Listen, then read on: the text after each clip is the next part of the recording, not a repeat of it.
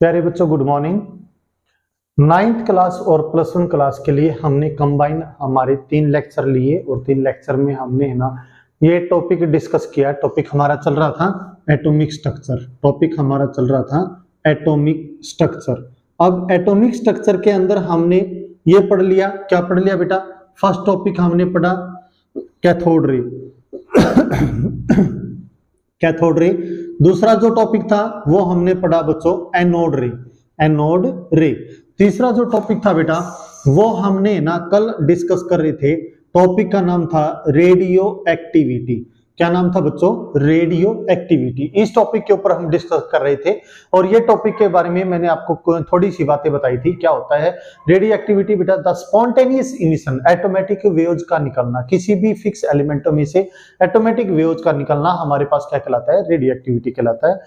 और उन एलिमेंटों को हम क्या कहते हैं? रेडियो एक्टिव एलिमेंट कहते हैं। फिर मैंने आपको एक यूरेनियम का एग्जांपल लेकर के समझाया और यूरेनियम के अंदर मैंने आपको बताया कि किस तरीके से रेडियो एक्टिविटी फिनोमेना आगे चलती है, आगे बढ़ती हुई चलती है। आज हम इसी टॉपिक को आगे बढ़ाते हैं, रेडियो एक्टिविटी वाले टॉपिक को हम आगे बढ़ाते हैं और डिस्कस करते हैं कि क्या रेडियो एक्टिविटी कैसे कैसे होती है। प्यारे बच्चों, इसी के अंदर एक एग्जांपल और आता है हमारे पास, जैसे hydrogen element. H is the symbol of कौन होता है? हाइड्रोजन। किसका सिंबल होता है बेटा? हाइड्रोजन एलिमेंट का होता है। पीरियोडिक टेबल का फर्स्ट एलिमेंट कौन है? हमारे पास हाइड्रोजन है। और इस यूनिवर्स के अंदर अगर मैं हाइड्रोजन को देखूं तो हाइड्रोजन मेरे पास क्या पाया गया है? 1 1 1 2 और 1 3 इस फॉर्म में पाया गया है। यानी कि पाव में तो हम हमेशा क्या लिखते हैं बेटा? पाव में तो हमेशा लिखते हैं एटॉमिक नंबर को, और जो सिर पर लिखा जाता है, किसी भी एलिमेंट के सिर पर लिखा जाता है, वो एटॉमिक मास लिखा जाता है। इसका मतलब H is the symbol of the element. H is the symbol of element. पाव में एटॉमिक नंबर आता है और सिर के ऊपर एटॉमिक मास आता है। अब बात आती है हाइड्रोजन को, ये जो फॉर्म की हाइड्रोजन होती है इसको हम बोलते हैं प्रोटोनियम। क्या बोलते हैं बेटा? प्रोटोनियम, या इसी को हम बोलते हैं हाइड्रोजन। क्या बोलते हैं बेटा? हाइड्रोजन बोलते हैं। प्रोटोनियम बोल देते हैं या हाइड्रोजन बोल देते हैं। क्यों बोल देते हैं? बीच में एक हमारा टॉपिक आएगा रदरफोर्ड थ्योरी, हम पढ़ेंगे। उसके बाद हमारे टॉपिक ये आगे चल पड़ेंगे आइसोबार और आइसोटॉप। जब हम आइसोबार और आइसोटॉप के बारे में पढ़ेंगे तो वहां आपको ये बात समझ में आएगी कि भाई इसको प्रोटोनियम क्यों बोला जाता है, प्रोटोनियम का क्या यूज होता है। यहां पर इसके बारे में पढ़ेंगे। जो हमारे पास H2 यानी कि जिसका मास 2 टाइम होता है, मास दुगना होता है, उसको हम ड्यूटेरियम क्या बोलते हैं? Deuterium element.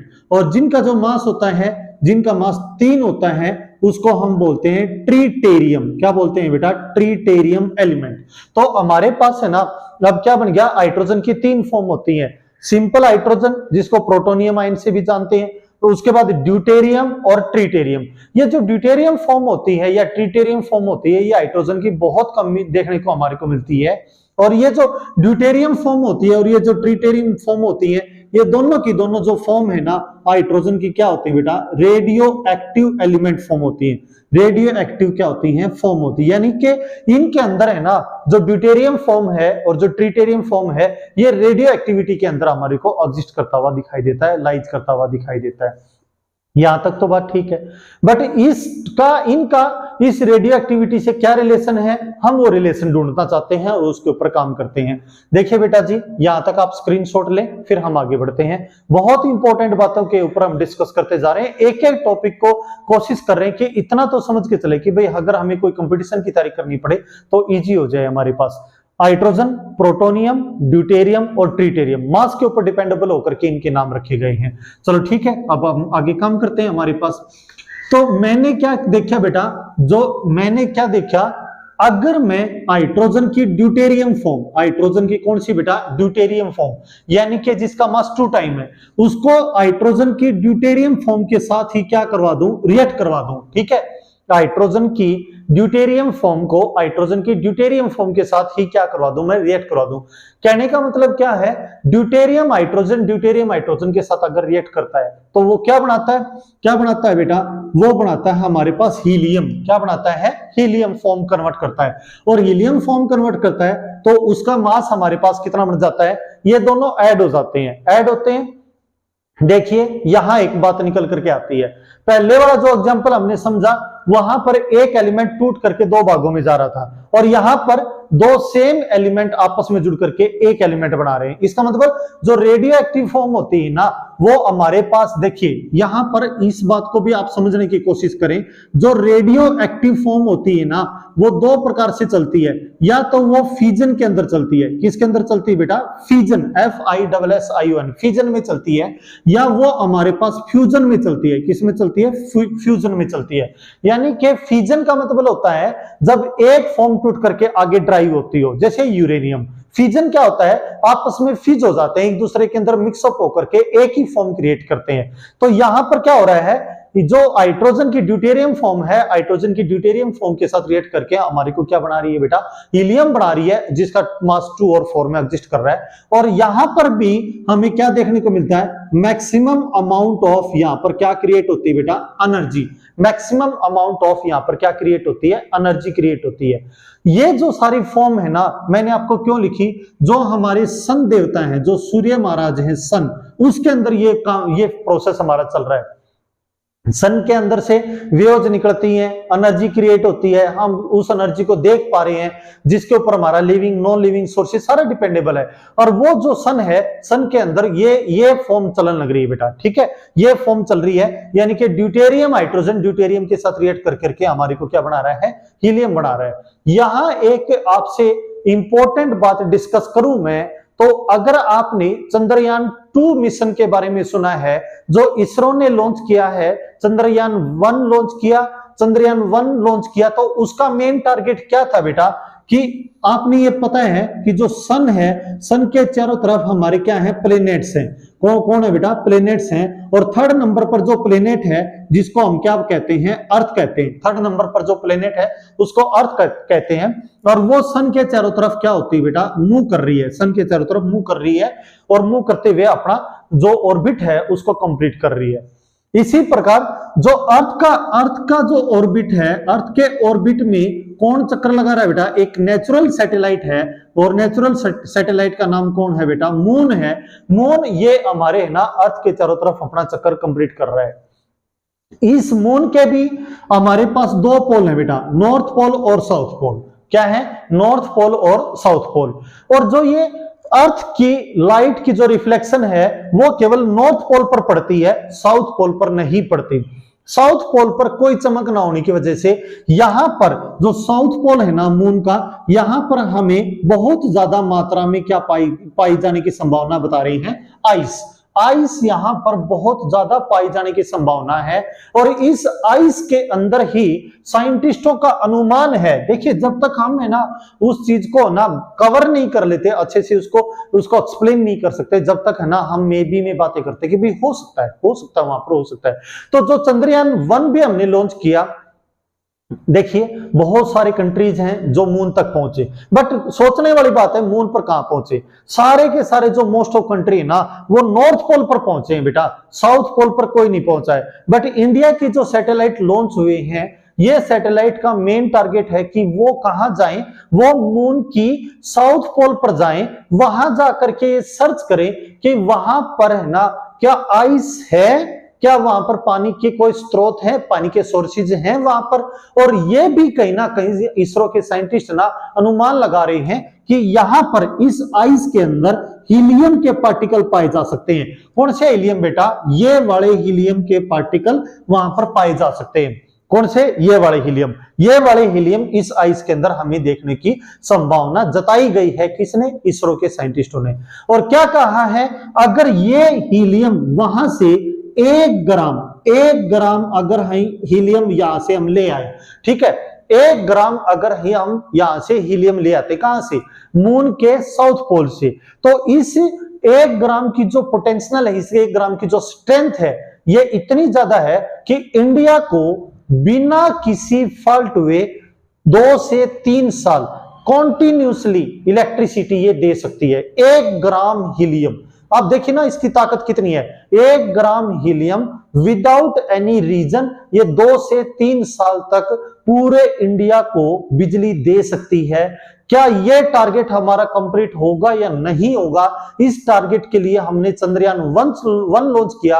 और बच्चों, आपको पता है कि कहीं ना कहीं हम उस टारगेट को कवर कर चुके थे और उस टारगेट के करीब 1.5 किलोमीटर पहले ही हमारा जो ना कुछ फॉल्ट ऐसा बन गया कि हम अच्छे से वहां पर काम नहीं कर पाए।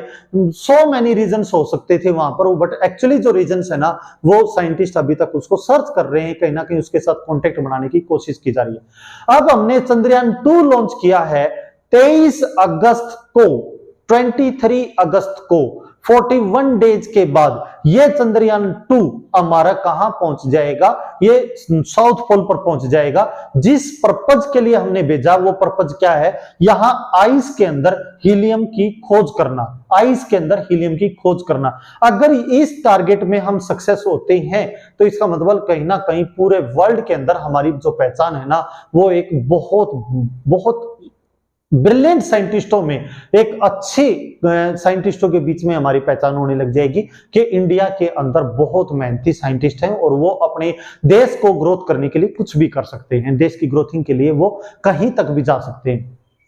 तो प्यारे बच्चों मेन टारगेट ये था। ये क्यों बताया बेटा, क्योंकि सन के अंदर भी ये बढ़न लग रही है, सन के अंदर भी ये बढ़न लग रही है, बट सन के पास है ना एनर्जी इतनी ज्यादा है, क्योंकि एनर्जी बहुत ज्यादा क्रिएट होती है due to the radioactivity. तो सन के ऊपर तो हम नहीं जा सकते, बट कहां पर कोशिश की जा रही है, मून के साउथ पोल पर कोशिश की जा रही है। अगर वहां से हम 1 ग्राम हीलियम ले आते हैं तो कहीं ना कहीं हम अपने टारगेट को अचीव करने में हमारी जो सक्सेस है वो हमारे हाथ में आ जाएगी बेटा।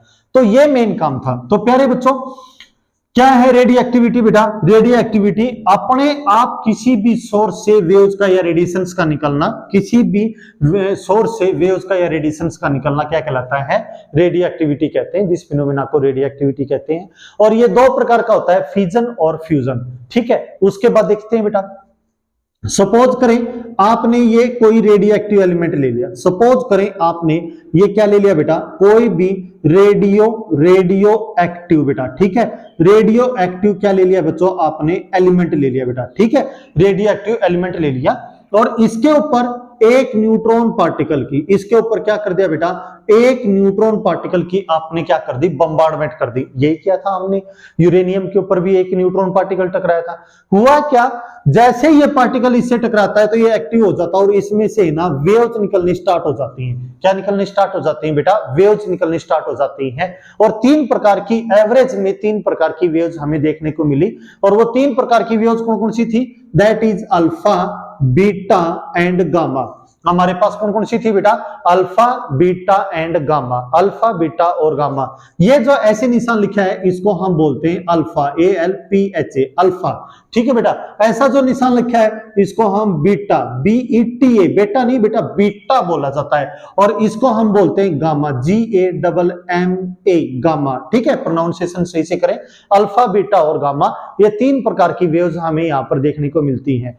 क्या क्या मिला बेटा, जो अल्फा है इसका जो चार्ज है वो 2 पॉजिटिव के एक बराबर पाया जाता है। अल्फा का जो चार्ज है वो 2 पॉजिटिव चार्ज होता है और मास इसका कितना होता है बेटे, 4।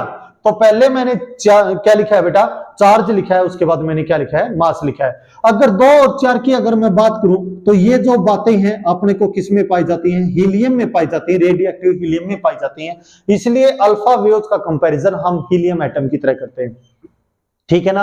क्यों बेटा, क्योंकि मास भी इसका 2 होता है और सॉरी चार्ज भी इसका 2 होता है और मास कितना होता है, 4 होता है, जो हीलियम की तरह कंपेयर होता है। बीटा की बात करें तो बीटा के ऊपर -1 चार्ज होता है और मास इसका कितना होता है, 0। -1 चार्ज होता है और मास कितना होता है, 0। इसलिए इसकी जो पहचान है ना वो न्यूट्रॉन पार्टिकल की तरह की जाती है, ठीक है। न्यूट्रॉन पार्टिकल ये जिसके ऊपर है ना मास की क्वांटिटी को हम कहीं ना कहीं क्या -1 के 0 के बराबर लेकर के चलते हैं, तो न्यूट्रॉन के साथ कंपैरिजन किया जाता है।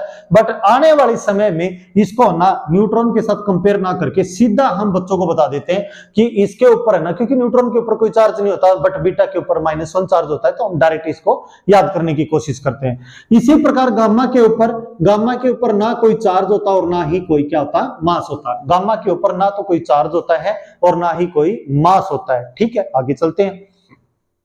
अगर अल्फा के ऊपर है ना कौन सा चार्ज है बेटा, अगर पॉजिटिव चार्ज है तो इसको अट्रैक्ट कौन करता है बेटा, नेगेटिव फील्ड अट्रैक्ट करता है। कौन करता है, नेगेटिव फील्ड। हमने पढ़ रखा है opposite charge are attract with each other, same charge same को रिपेल करता है, पॉजिटिव पॉजिटिव को रिपेल करता है, नेगेटिव नेगेटिव को रिपेल करता है। बट अगर अपोजिट चार्ज ले ली जाए, पॉजिटिव नेगेटिव नेगेटिव पॉजिटिव, तो जो अल्फा के ऊपर पॉजिटिव चार्ज है ये किसको अपने अंदर अट्रैक्ट करेगा, नेगेटिव चार्ज को अट्रैक्ट करता है। और बीटा के ऊपर नेगेटिव चार्ज है तो ये किसको अट्रैक्ट करेगा बेटा, ये पॉजिटिव फील्ड को, ये पॉजिटिव फील्ड को अपने अंदर क्या करता है, अट्रैक्ट करता है।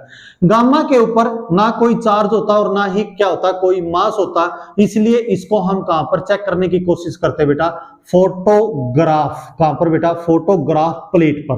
कहां चेक करने की कोशिश करते हैं, फोटोग्राफ प्लेट पर। प्यारे बच्चों, डॉक्टर के पास जाते हैं, कई बार प्रॉब्लम होती है तो डॉक्टर के पास जाते हैं, डॉक्टर कहता है कि भाई आप एक्सरे करवाइए, तो एक्सरे में रिपोर्ट नहीं आती, अच्छे से रिपोर्ट नहीं आती, तो फिर डॉक्टर कहता है उससे थोड़ा सा बड़ा टेस्ट लिखता है, और बड़े टेस्ट में है ना कहता है कि भाई आप इसकी है ना MRI करवाइए। क्या बोल रहा हूं मैं बेटा, MRI करवाइए। तो ये MRI थोड़ा सा कॉस्टली टेस्ट होता है, तो जब MRI करवाया जाता है तो जो डॉक्टर होते हैं MRI करने वाले, वो ना जिस बॉडी पर भी डिफेक्ट है, जहां बॉडी पर प्रॉब्लम्स है, वहां पर गामा वेव्स का इफेक्ट डालते हैं, क्योंकि इसके ऊपर कोई चार्ज नहीं है, कोई मास नहीं है, तो ये हल्की होती है और ये डालते हैं, और ये ना उसकी इस तरीके से पिक्चराइज करते हैं उसको कि जहां पर अपनी मसल्स के अंदर या सेल्स के अंदर या बॉडी के उस पार्ट में क्या डिफेक्ट है उसको प्रॉपर्ली पिक्चराइज कर देते हैं और डॉक्टर को समझ आ जाता है कि इसमें ये प्रॉब्लम्स है। गामा वेव्स एक रेडियो एक्टिव सब्सटेंस से निकलती हैं, इसलिए इनका ना इफेक्ट हम इतना ही करते हैं ताकि ज्यादा बॉडी के ऊपर इसका इफेक्ट ना आए। कोशिश करते हैं इस टेस्ट को अवॉइड करने की, कहीं ना कहीं ये नुकसानदायक हो सकता है। ठीक है, तो हमें क्या मिला बेटा, जो रेडियो एक्टिव सब्सटेंस होते हैं वो क्या होते हैं, देखिए रेडियो एक्टिव सब्सटेंस में से 3 प्रकार की वेव्स निकलती हैं। कौन कौन सी, अल्फा, बीटा और गामा। अल्फा के ऊपर कितना चार्ज होता है, 2 चार्ज होता है, मास 4 होता है, इसलिए हीलियम एटम की तरह कंपैरिजन किया जाता है। अल्फा के ऊपर पॉजिटिव चार्ज होने की वजह से किसको अट्रैक्ट करता है बेटा, नेगेटिव फील्ड को अपने अंदर अट्रैक्ट करने की कोशिश करता है। ठीक है, बीटा की तरफ आते हैं। बीटा के ऊपर -1 चार्ज होता है और ये मास कितना होता है, 0 होता है, और अगर ये नेगेटिव चार्ज है तो ये पॉजिटिव फील्ड को अपने अंदर क्या करता है, अट्रैक्ट करता है। गामा के ऊपर कोई चार्ज नहीं होता, कोई मास नहीं होता, इसलिए हम इसको कहां पर देखते हैं बेटा, फोटोग्राफ प्लेट के ऊपर इसको देखने का कार्य किया जाता है। तो प्यारे बच्चों, ये था बेटा रेडियो एक्टिव टॉपिक्स था। यहां पर आकर के ये रेडियो एक्टिव टॉपिक्स हमारा इस +1 क्लास के लिए और 9th क्लास के लिए यहां पर आकर के कंप्लीट होता है। इसके बेस पर हमें जो आगे साइंटिस्ट आएगा, रदरफोर्ड है ना, इस अल्फा वेव्स का यूज करके, देखिए अल्फा वेव्स कहां से उठाई उसने, रेडियोएक्टिव, पता होना चाहिए रेडियोएक्टिव से अल्फा वेव्स क्या निकलती है और कितना चार्ज है, कितना मास है। तो रदरफोर्ड साइंटिस्ट आएगा, वो अल्फा वेव्स का है ना क्या करेगा, अल्फा वेव्स की बम्बार्डमेंट करता है एटम के ऊपर, और एटम के ऊपर जब बम्बार्डमेंट करता है तो आपको पता चलेगा कि उसका इफेक्ट आपको क्या निकल के आता है। यहां तक हमने ना एटम के स्ट्रक्चर के बारे में डिस्कस कर रहे हैं। मेन यूनिट का नाम क्या है बेटा, एटॉमिक स्ट्रक्चर। एटम के स्ट्रक्चर के बारे में डिस्कस कर रहे हैं, और एटम के स्ट्रक्चर के अंदर अभी तक हमने सिर्फ ये पढ़ा है, एक एटम के अंदर दो ही चीजें हैं, इलेक्ट्रॉन और प्रोटॉन। चैंडविक है तो उसने बता दिया कि न्यूट्रॉन्स है। तो इसका मतलब अगर मैं ये मान के चलूं कि एक एटम में 3 पार्टिकल हैं, इलेक्ट्रॉन, प्रोटॉन और न्यूट्रॉन। बट सच्चाई बात है, जो हमारी आज ये पार्ट 4 बनता है, आज का ये पार्ट हमारा कौन सा बनता है बेटा, पार्ट 4 बनता है। और 4 पार्ट के अंदर ये जो पार्ट 4 है, इस पार्ट 4 तक यानी कि 4 क्लासों तक अभी तक हमें ये इस बात का पता नहीं चला है कि भाई कहां पर इलेक्ट्रॉन पाया जाता है, कहां पर न्यूट्रॉन पाया जाता है और कहां पर प्रोटॉन पाया जाता है, अभी तक नहीं पता। हमने अभी तक यही पता पड़ा है कि एक एटम के अंदर 3 पार्टिकल हैं, इलेक्ट्रॉन, प्रोटॉन और न्यूट्रॉन। तो जो कल वाली क्लास होगी ना, इसकी जो एक और कॉमन क्लास आएगी बेटा 9th क्लास के लिए और +1 क्लास के लिए, एक कॉमन क्लास आएगी, और उसके अंदर आप ये पढ़ोगे कि भाई आपको ना रदरफोर्ड ये बताएगा, एग्जैक्ट लोकेशन आपको बताएगा थ्रू द एक्सपेरिमेंट के थ्रू आपको एग्जैक्ट लोकेशन का पता चलेगा, किसका, इलेक्ट्रॉन की लोकेशन का और प्रोटॉन की लोकेशन का। किस में से बेटा, एटम में से। तो कल की क्लास सबसे ज्यादा इंपॉर्टेंट क्लास है बच्चों, और उसको आप डिस्कस करने की कोशिश जरूर करना। एक बेटा मैं रोज आपकी क्लास ले रहा हूं, उसमें 20 से 25 मिनट का मैं आपकी छोटी छोटी क्लास बना करके डाल रहा हूं, ताकि आपको ना पढ़ना भी आसान हो जाए, उसको समझना भी आसान हो जाए, और वो टॉपिक आप फिर किसी भी बुक से अगर आप उसको देखोगे तो आपको वो बातें समझ में भी आएंगी।